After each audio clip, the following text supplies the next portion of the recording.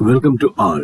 I am Satish Kumar from Rudra Powers Attingam.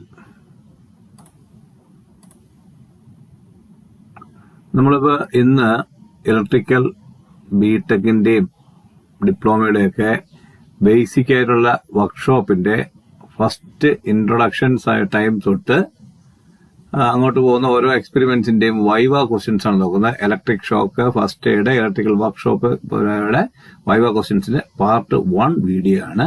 അപ്പൊ നമുക്ക് നേരെ അങ്ങ് വീഡിയോയിലേക്ക് പോയാലോ. അപ്പോൾ ആദ്യം നമുക്ക് ഫസ്റ്റ് ക്വസ്റ്റ്യൻ എന്ന് പറയുന്നത് what is the difference between ELCB and RCCB? അപ്പൊ ELCB എന്ന് പറഞ്ഞാൽ എർത്ത് ലീക്കേജ് സർക്യൂട്ട് ബ്രേക്കർ ആണ്, മറ്റത് റെസിഡ്യൂവൽ കറണ്ട് സർക്യൂട്ട് ബ്രേക്കർ ആണ്. ഇത് തമ്മിലുള്ള ഡിഫറൻസ് എന്താണ്? കാരണം ഇപ്പോൾ ELCB അല്ല, എല്ലാവരും RCCB ആണ് നമുക്ക് ഫിക്സ് ചെയ്യുന്നത്. അപ്പോൾ നമുക്ക് നോക്കാം. The main difference is that RCCB detects an imbalance between live and neutral current.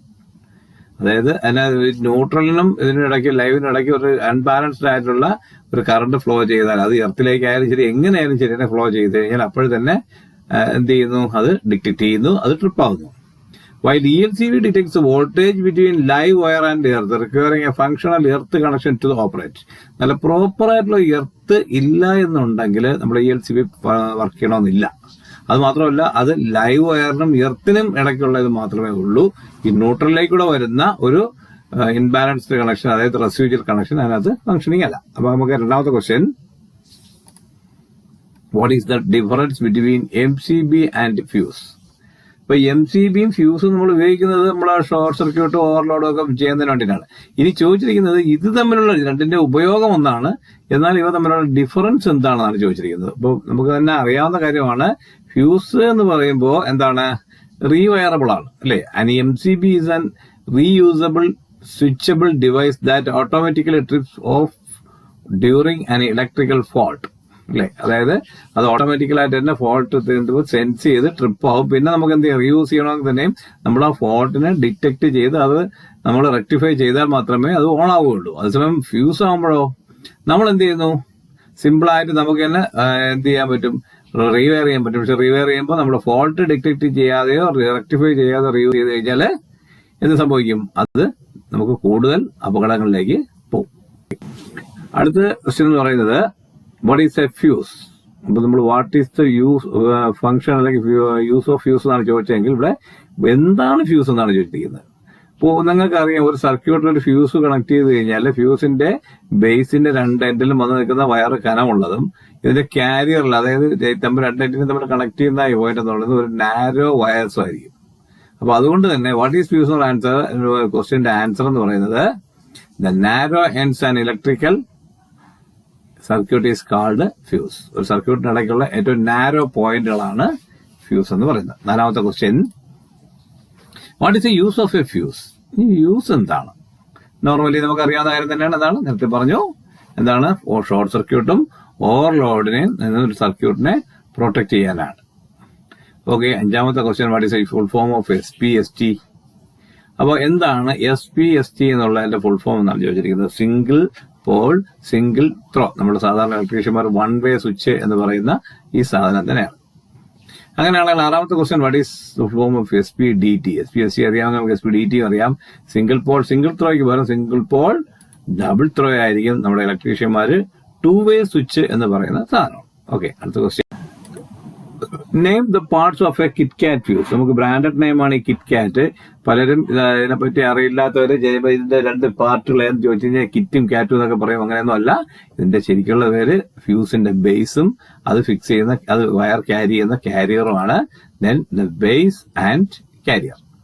എട്ടാമത്തെ question, full form of MCB. എന്താണ് MCBയുടെ ഫുൾ ഫോം? നമ്മള് 7th 8th ഒക്കെ ക്ലാസ്സുകളിലൊക്കെ സയൻസിൽ പഠിക്കുന്നതാണ്. Miniature circuit breaker.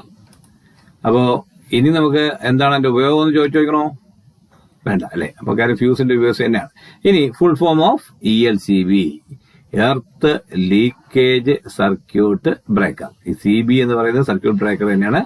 അങ്ങനെയാണെങ്കിൽ നമുക്ക് ഇനി RCCBയുടെ ഫുൾ ഫോം എന്തായിരിക്കും?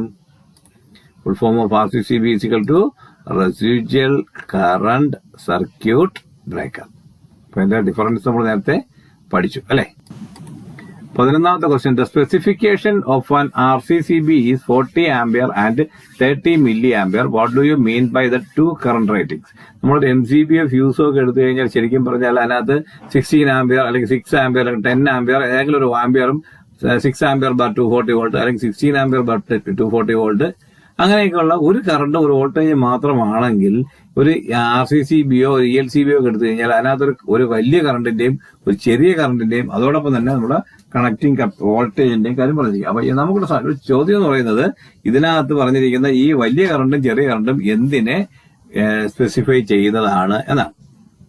അപ്പോൾ ആൻസർ എന്ന് പറയുന്നത് 40 ampere is the rated current and 30 milli ampere is the rated residual current about which RCCB will trip when there is equal earth leakage current. അപ്പോൾ നമുക്കിവിടെ ഈ 40 ആംപിയർ എന്ന് പറയുന്ന കോൺടാക്ടിന്റെ കപ്പാസിറ്റിയാണ്, അതിനകത്ത് ഫ്ലോ ചെയ്യിക്കാൻ പറ്റുന്ന കണക്ട് ചെയ്യാൻ പറ്റുന്ന മാക്സിമം കറണ്ട് ക്യാരിങ് കപ്പാസിറ്റി ആണെങ്കിൽ 30 മില്ലി ആംപിയർ എന്ന് പറയുന്നത് നമ്മുടെ ട്രിപ്പ് ആവാനുള്ള സെൻസിങ് കറണ്ട് ആണ്. അതായത് അതിനകത്തൂടെ ഇംബാലൻസ് ആയിട്ടുള്ള ഒരു കറണ്ട് ഫ്ലോ ചെയ്യുമ്പോൾ ആ കറണ്ട് 30 മില്ലി ആംപിയറിന് എബവ് ആവുകയാണെങ്കിൽ അപ്പോൾ തന്നെ RCCB ട്രിപ്പ് ആകും.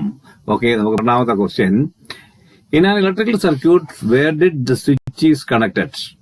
ഒരു ഇലക്ട്രിക്കൽ സർക്യൂട്ടിനകത്ത് സ്വിച്ച് കണക്ട് ചെയ്യുന്നത് എവിടെയാണെന്നാണ് ചോദിച്ചിരിക്കുന്നത്. അതിന്റെ ആൻസർ വേറൊന്നുമല്ല, നമുക്ക് എപ്പോഴും ഫേസ് വയറിലെ സ്വിച്ച് കണക്ട് ചെയ്യാവൂ. Answer is switch is always connected in live or phase wire.